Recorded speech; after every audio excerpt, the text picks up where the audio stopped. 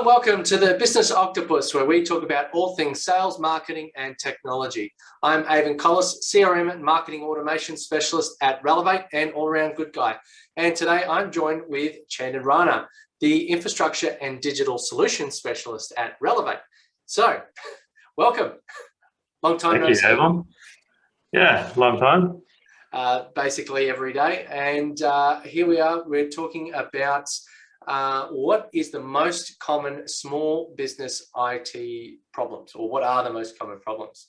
You know, quite often we see a lot of businesses that are maybe stitching some stuff together, maybe they're a little bit sloppy or behind the times, maybe not keeping up with certain things. So I guess, what are some of the most common problems that you see? And I suppose you've got a couple of horror stories too. Yeah, definitely. I guess I'll start off with the majority of the numbers of problems that people face, instead of the major problems that some small businesses or even medium-sized businesses face. But to start off with, I'd say the first thing they really struggle with is choosing the correct web host. You know, as you know, it's really important to choose the correct web host, and it doesn't necessarily come down to pricing all the time. You've got to look at features like, do they provide SSL, which is like that little lock that you get next to when you visit the website on the browser. So that is really important. Otherwise, since we are living in 2021, the SSL is basically a mandatory requirement for all websites.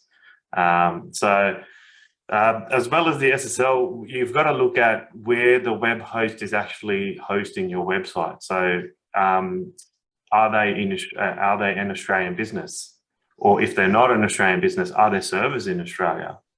So those are the few points that you've really got to get to the depth of to understand where your data is going to be, and where that data, if it is going to be in an overseas country, for example, Singapore, how is that going to be communicating across? Because you might be in an industry where your compliance requirements require you to store all data in Australia. Well, it's not just about the data requirements, is it? I mean, Google really rank people up for fast loading websites. So what happens if you go into something like I don't know, WP Engine, GoDaddy, or HostGator? What happens with those? Yeah, so that's another good point you raised there. So yes, the data and the compliance is one thing, but then you've got this whole nother, I guess, topic that we can speak about is how having a website on an Australian server is a benefit to your own business. So yes, you might pay a little bit more to be hosted on an Australian server as compared to something on GoDaddy or SiteGround or WP Engine, but it ultimately comes down to that once the search bot engine, doesn't matter Google, Bing or any other, a search engine bot crawls your website and it looks at the IP address that the actual website in the back end that is hosted on. If that IP address is not propagated within Australia, you immediately get marked down.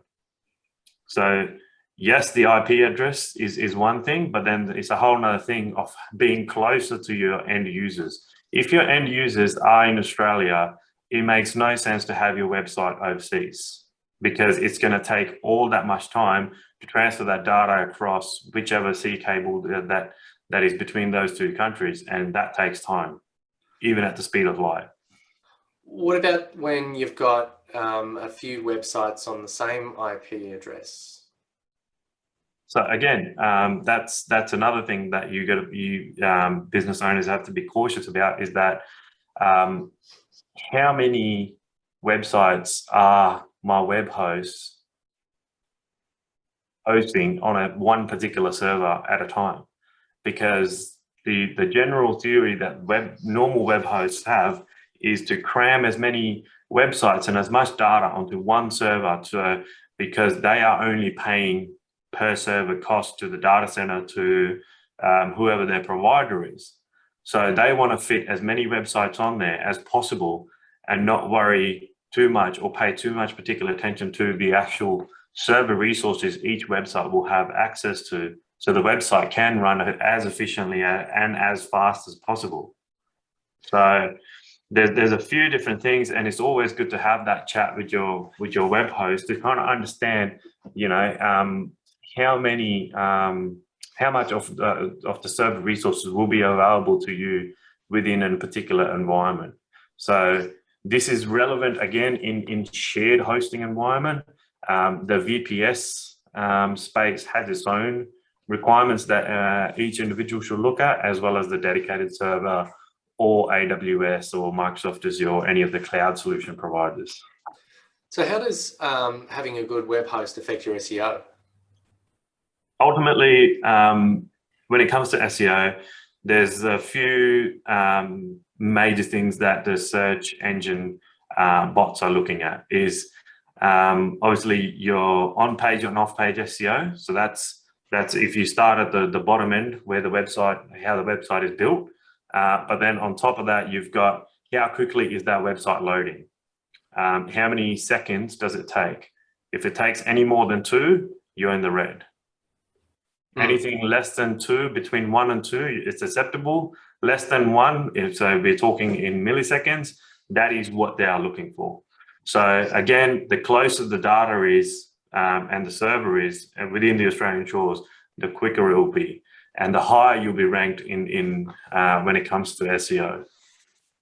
Yeah, I think we sort of said that there was one particular site that ran rather fast without any on-page optimization or without doing anything to the site itself, really. It was more just the power of the resources behind it. Exactly. And you don't have to, as I said, invest thousands of dollars into ongoing SEO work with your marketing firm or anything like that, when you could just reap the benefits of purely just being a fast website that makes sense, has a lot of keywords that you're trying to target on the page, as well as an Australian IP address. If that IP address happens to be instead of a shared IP address, so all the websites on that one particular server are sharing the same IP address, if your web host provides you with a dedicated IP address that can be assigned to just your account, something that you would get normally as a part of your deal when you get a VPS, that dedicated IP address can actually rank you further up the chain when it comes to SEO. So if you're already on page 1 and you don't have very fast hosting, or you don't have a dedicated IP address that's within Australia, and you end up getting one of those two or both those features, you can guarantee to climb up 5 or 6 spaces on that page. Whether it be 1 or 2 or 3, doesn't really matter. Yeah, I mean, I open up my email and every day there's a new one about we want to provide you SEO and web hosting services. And I think that the few developments around the European market with GDPR is that they've sort of said, well, anyone that you get to work on your systems and servers, and if they have any access to customer information, they have to have certain certifications and that sort of thing, or clearances, because like you are opening up the data to your customer data to potentially anybody. So I think we talked a bit before about SSL certificates, and now as far as talking about the trust behind the website and the IP address, and even you as someone who's managing your website, the people involved in doing those changes. So how does that have an effect on cybersecurity?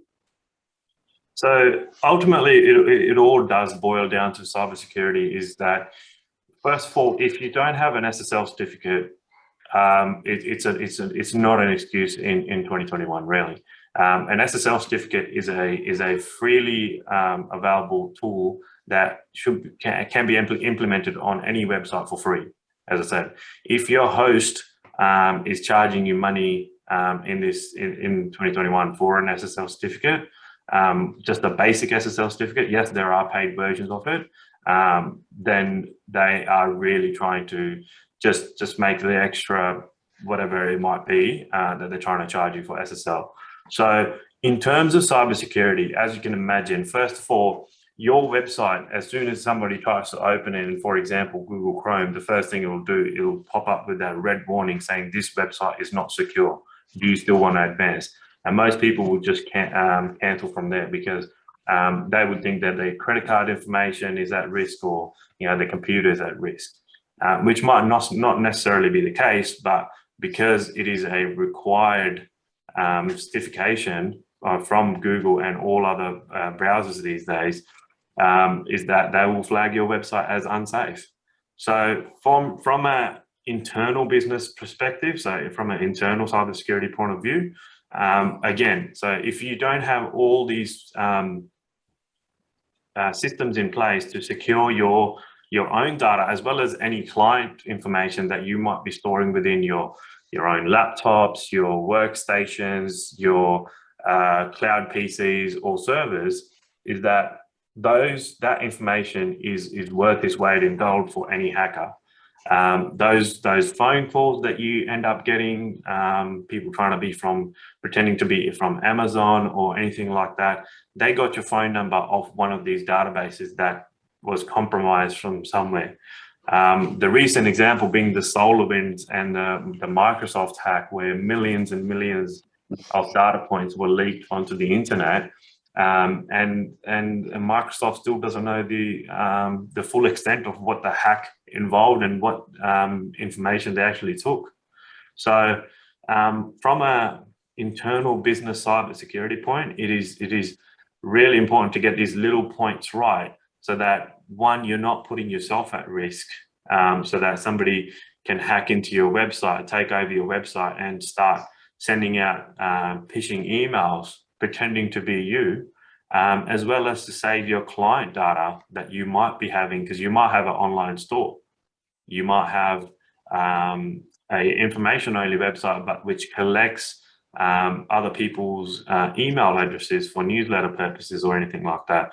So you need to have all those endpoints secured to an acceptable level for you to put your hand across the heart and say, okay, I've done everything that requires me to protect my customer data. Yeah. So that, I guess, covers a lot of the common problems. What are some of the scary stories that you've had? Well, the scary story, I think I kind of hit on one point there, where the hackers got access to the website or the back end of the website. And basically what they do is, since that website was powered by WordPress, they are easily able to install a PHP mailer, it's commonly referred to. So it's a PHP-based web application which starts sending out hundreds and thousands to millions of emails per minute per hour using your own server, and pretending to be you in that stage, because it is your website, your domain name to begin with. So most of the web hosts will have in place some sort of firewall security measures, but again, there are those smaller web hosts, or even some of the major web hosts which actually don't. So your customers might end up getting emails from someone pretending to be you, with all the correct headers and everything like that. None of the pretending to be Google, but from a different email address. So to them, it will look like the email is come exactly from you, and they're asking for an invoice to be paid because they picked up on the previous information that was available to them, and they have given them a false BSBN account number, for example. So that's happened to quite a few law firms, as well as accountants, who normally make those kind of transactions, manual transactions, over emails, for example. So those are the kind of horror stories that we come across and we hear within the market happening all the time, with people that just don't get those.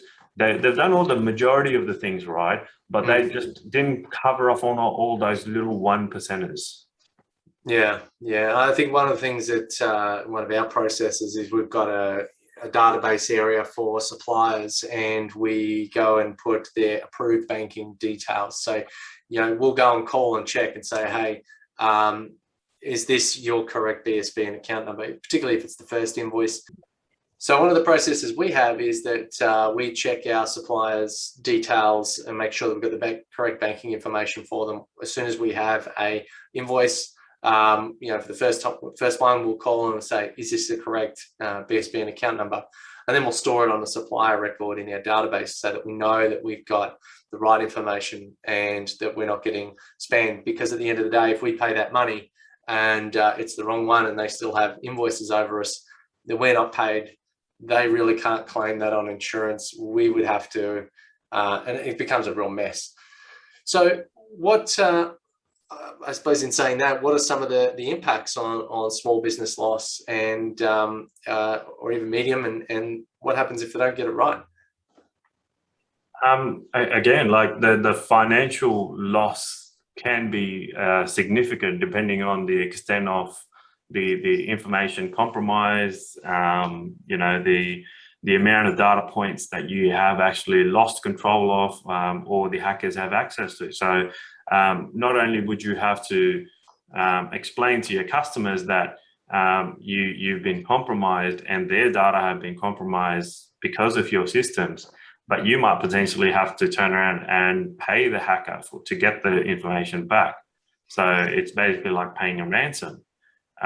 Which is a very common occurrence in these sort of attacks as well, because sometimes the data is not worth anything to the hacker himself. It's the money that you're willing to pay to get it back. And I know that some organisations can even be claimed of funding terrorism because they've paid one of these ransomware attacks. Yeah. So not only that, there's got to be some form of productivity loss. Like we're talking maybe days or weeks of being shut down. What's some of the impacts? Again, like it all depends on the extent of the attack and the information loss. Like if a business has been compromised to a stage where they are not able to conduct their normal business, all IT systems are compromised. They are not able to make any transactions. As you can imagine, the productivity is 100% going to be down, but it's the reputation that they're going to get with their own clients who are paying them to procure their services, their products, or whatever the case might be. It's that reputation that's going to take a major hit. So you might not have a financial impact, like pretty much within those first 24 hours, but over the next few days, those clients, once you've made them aware, and hopefully the business owner does make them aware, because otherwise you'll be looking at a legal law case against you, potentially. But they are eventually going to migrate away from you, go to one of your competitors, or go back in the market and trying to look for services that from one of your major competitors, or from overseas even. That's not something that you can control, but what you can control is your own current systems, and then how you protect that user data and make sure it is reflected in your terms and conditions, as well as your privacy policy correctly. So to be as transparent as possible with your users, to the data that you do collect, how is it stored, where is it stored, who has access to it.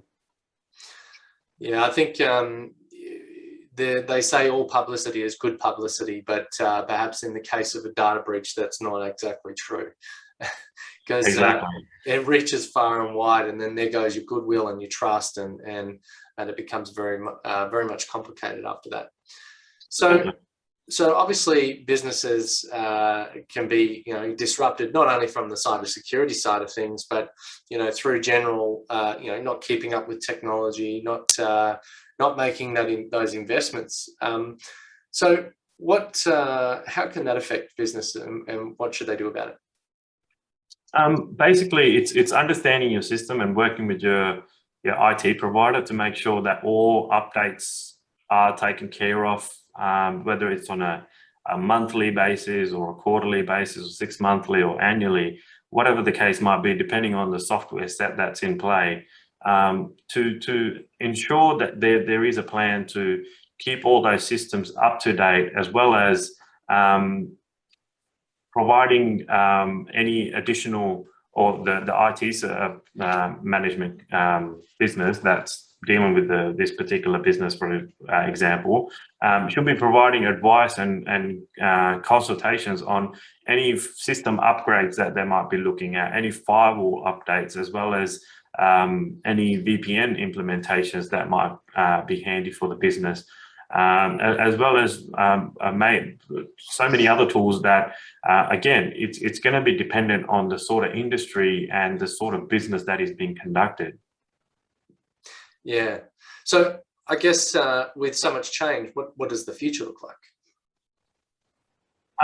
With the future, I think we'll see most of these services, most of these on-premise infrastructures being moved away, because even at this stage, any on-premise, any small business, medium-sized business that has on-premise exchange servers, on-premise servers for any particular use, they will be actually investing more money in keeping the maintenance and the actual running costs for it, as compared to a cloud solution that can be drastically scalable, as well as the resources for it highly readily available as well on the internet, as compared to an on-premise system.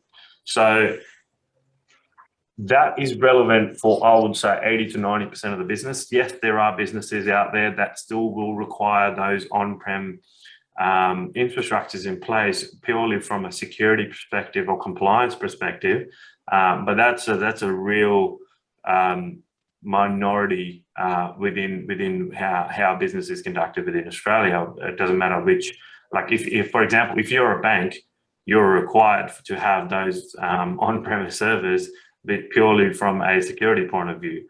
But if you are a law firm, you don't necessarily need to have on-prem infrastructure, or an accountant, or any sort of SaaS-based business, for example. So in regards to, sorry. Oh, I was going to say, I know plenty of lawyers and accountants that feel safe because their dust collector's sitting in the corner with all their data in it, looking like it's about to catch fire, which seems an ironic statement. That it would be better if if it was somewhere in that had backup, that had air conditioning, so it uses less power, so that it had a dust-free environment, so that it would last longer.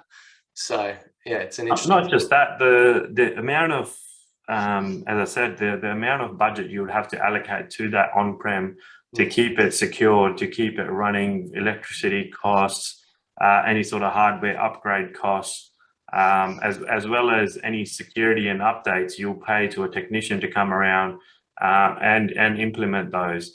And not even to mention, like if we throw the example of the Microsoft Exchange server hacks that have been happening to privately hosted Microsoft Exchange servers, it's a well-known fact by now that those servers are vulnerable. So I would highly recommend that if you're using a on-premise Microsoft Exchange server, that you migrate onto Microsoft 365, because your data will be actually way more secure than what it is even on your own premises. And that's not even to mention the speed and the usability, as well as the accessibility that you'll achieve from moving from an on-premise to a cloud solution. So again, like, not saying cloud solution is the ultimate golden solution for everything.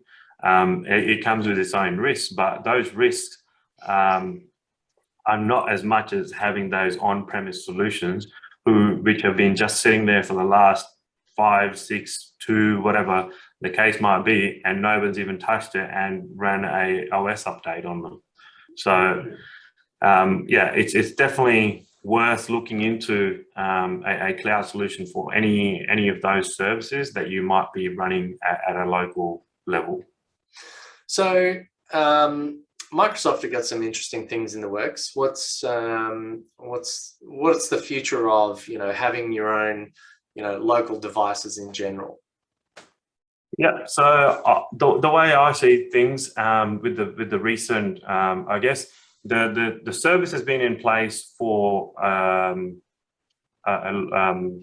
few years now. So being Microsoft Azure virtual desktop infrastructure, but it was only available to those major corporates and those major enterprises who had one, the staff, and two, the skill set to be able to implement something like that on a cloud solution. But now with the introduction of Windows 365 and the upgrade and the availability of extended features as well as extra features that you get with the Microsoft 365 Premium subscription, is that anybody is able to spin up a cloud virtual machine, allocate any number of resources to it, and connect to that cloud PC, a Windows PC, basically, in the cloud from your own 10-year-old laptop. And it will perform as good as any newly built gaming laptop, for that example, if you give it enough resources. And that's the way the future is leading to, is that everything that, even I would say in 10 years time, all of the laptops and workstations and everything else that you buy from your local providers, be it so even for personal use, be it at JB Hi-Fi, Harvey Norman, etc., will just be a framework. It will just be a pure hardware framework used to connect to the internet to stream your cloud PC that is in a data center somewhere, hosted on a massive server, which has an enormous amount of resources, and you're just streaming that screen back onto your own laptop. Yeah, because then you can run over your laptop with your car, go and grab another one from the shop, log in, and away you go within seconds.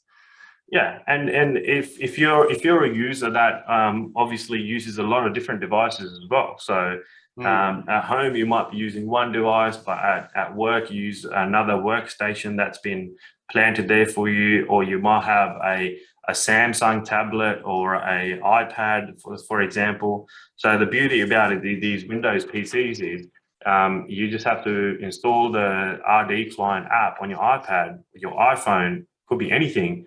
And you can stream your Windows PC to an iPad. Yeah. I bet Apple are happy about that one. Yeah, exactly. Well, but at the end of the day, that's not something they can control. It's the client that you're installing, and then you're just logging into your Windows 365 PC that's hosted in the cloud. Yeah.